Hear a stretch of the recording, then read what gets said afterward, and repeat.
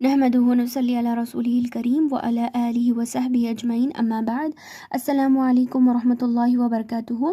سورۃ الکہف کے گزشتہ ویڈیو میں ہم لوگوں نے آیت نمبر 22 تک کا ترجمہ اور تفسیر سیکھا تھا۔ چلیے آگے بڑھتے ہیں آیت نمبر 23 کی طرف۔ اعوذ باللہ من الشیطان الرجیم، بسم اللہ الرحمن الرحیم۔ یہ آیت کی شروعات کرنے سے پہلے میں آپ کو بتا دیتی ہوں کہ یہ آیت کی نازل ہونے کی وجہ کیا ہے۔ دراصل یہ آیت کی جو نازل ہونے کی وجہ ہے، یعنی اس کا جو سبب نزول ہے، وہی اس پورے سورے کا سبب نزول ہے، یعنی سورۃ الکہف کے نازل ہونے کی وجہ میں بھی آپ کو بتانے جا رہی ہوں کہ اللہ کے رسول صلی اللہ علیہ وسلم کی آزمائش کرنے کے لیے کفار مکہ نے ایک اور پلان کیا۔ انہوں نے یہ سوچا کہ چلیے ہم لوگ جو یہود ہیں ان کے پاس جاتے ہیں جو اپنے پاس آسمانی کتاب ہونے کا دعویٰ کرتے ہیں، جا کر ان سے کوئی ایسی معلومات آسمانی کتاب سے لے کر آتے ہیں کہ ہم اس کے بارے میں سوال کریں گے محمد سے۔ اگر وہ اس کا جواب دے دیتے ہیں تو واقعی میں ان کے پاس آسمانی کتاب ہے، یعنی یہ قرآن واقعی میں آسمانی کتاب ہے۔ اگر وہ ان سوالوں کا جواب نہیں دے پائے تو ہم ان کے ساتھ کوئی برا معاملہ کریں گے۔ یہ سوچ کر یہ لوگ یہودیوں کے پاس گئے یمن کی طرف، اور وہاں جا کر جو پادری تھے یہودیوں کے، ان سے جا کر انہیں ساری باتیں پیش کی۔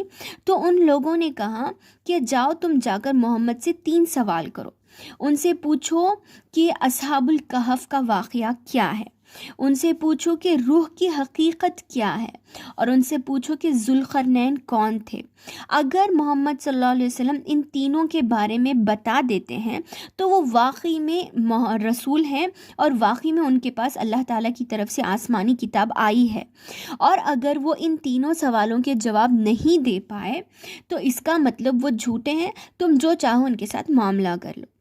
تو بہرحال یہ سوچ کر یہ لوگ یہ سوال لے کر اللہ کے رسول صلی اللہ علیہ وسلم کے پاس گئے اور انہیں یہ سوال پیش کیے کہ محمد اگر تم سچے ہو تو ہمیں ان تینوں سوالوں کا جواب دو۔ تب اللہ کے رسول صلی اللہ علیہ وسلم نے ان سے کہا اچھا ٹھیک ہے، تم جاؤ، کل آ جانا، کل میں تمہیں ان تینوں سوالوں کا جواب دوں گا، یہ سوچ کر کہ ابھی اللہ تعالیٰ مجھ پر وحی نازل کرے گا اور میں انہیں جواب دے دوں گا۔ لیکن چونکہ اللہ کے رسول صلی اللہ علیہ وسلم نے انشاءاللہ نہیں کہا، ان سے چھوٹی سی بھول ہو گئی، تو اللہ رب العالمین نے ان پر وحی نازل نہیں کی، یہاں تک کہ 15 دن گزر گئے۔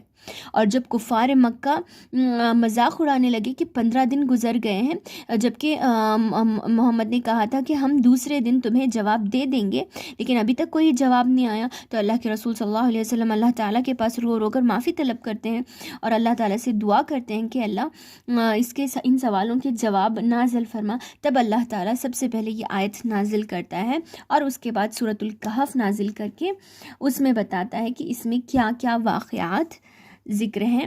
ذوالقرنین کا واقعہ، روح کے حقیقت اور اصحاب کہف کا قصہ، یہ تمام ان کو بتا کر اللہ تعالیٰ ان کے شک و شبہات کو دور کر دیتا ہے۔ چلیے، وَلَا تَقُولَنَّ لِشَيْءٍ إِنِّي فَاعِلٌ ذَلِكَ غَدًا۔ واو اور لا نہیں، تقول کہنا، لن یہ جو نون آتا ہے تشدید کے ساتھ یہ ہرگز کے معنی میں آتا ہے۔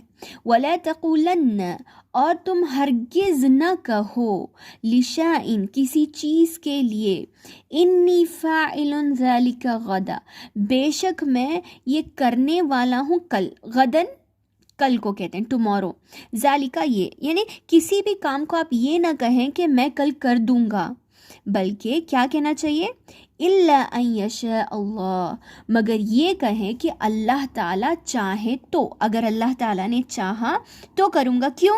کیونکہ انسان کو خود بھروسہ نہیں ہوتا کہ جس چیز کا وہ ارادہ کر رہا ہے، جس چیز کا وہ دعویٰ کر رہا ہے کہ میں کل کروں گا، وہ کرنے کے لیے وہ خود موجود ہوگا بھی یا نہیں، یا پھر وہ جو ارادہ کر رہا ہے اس کی اللہ توفیق دے گا بھی یا نہیں۔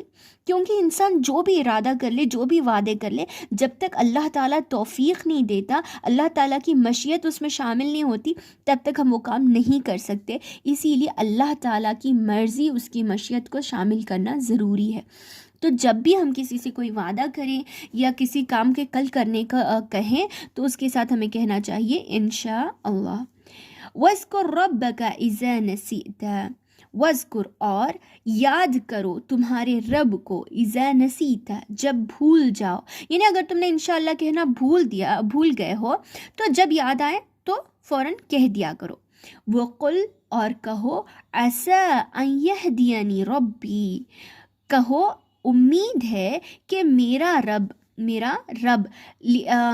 मुझे हिदायत देगा, लिअक़रब मिन हाज़ा रशदा, इससे भी ज़्यादा सीधे रास्ते की तरफ, इससे भी ज़्यादा आसान रास्ते की तरफ अल्लाह ताला मुझे रहनुमाई करेगा, यानी इससे भी क़रीब वाला आसान रास्ता अल्लाह ताला उसकी तरफ मेरी रहनुमाई करेगा।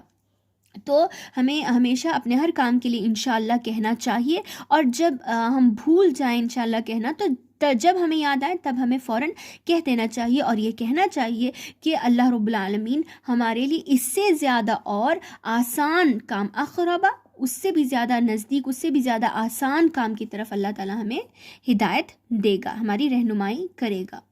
वलबिसू फ़ी कहफ़िहिम सलासमिअतिन सिनीना वज़दादू तिस्आ, वलबिसू और वो लोग ठहरे थे, फ़ी कहफ़िहिम उनके गार में, सलासमिअतिन सिनीना 300 साल।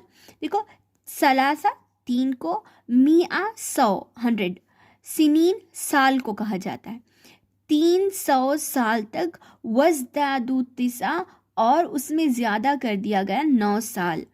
ये दरअसल कहा जाता है ये जो शमसी हिसाब से 300 साल और कमरी हिसाब से 309 साल है, यही सही और राजा है। बाज़ मुफस्सिरीन कहते हैं कि अल्लाह ताला का ये क़ौल है, और बाज़ कहते हैं कि उन्हीं लोगों का क़ौल है जो इसके बारे में बहस कर रहे थे, लेकिन ज़्यादा राजा क़ौल यही है कि ये अल्लाह ताला का क़ौल है। अल्लाह ताला हमें बता रहा है कि ये लोग 309 साल सोए थे, तो हमें इस पर इक्तफ़ा करना चाहिए कि हाँ वो लोग 309 साल सोए थे, यही हमारे लिए काफ़ी है।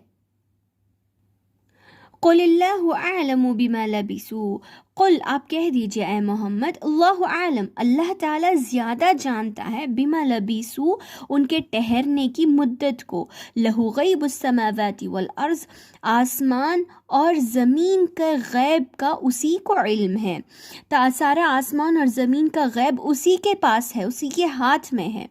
अबसिर बिही व अस्मिह, वो बहुत ज़्यादा देखने वाला, व अस्मिह और बहुत ज़्यादा सुनने वाला है। मा लहुम मिन दूनिही मिन वलिय्यिन वला युशरिकु फी हुक्मिही अहदा, मा लहुम मिन दूनिही मिन वली, नहीं है उसके सिवा कोई वाली, यानी अल्लाह ताला के सिवा कोई और उनका मददगार नहीं हो सकता। वला युशरिकु फी हुक्मिही अहदा, और ना अल्लाह ताला शरीक करता है उसके हुक्म में अहदा किसी और को, यानी अल्लाह ताला अगर कोई चीज़ करना चाहता है तो कुन कह देता और वो हो जाता है। अल्लाह ताला अपने किसी काम के लिए, अपने किसी हुक्म के लिए या कोई कुछ भी करने के लिए किसी के सहारे की अल्लाह ताला को ज़रूरत नहीं है। अल्लाह ताला अपनी हिकमत में, अपने काम में, अपनी सोच में सब अकेला है अल्लाह ताला।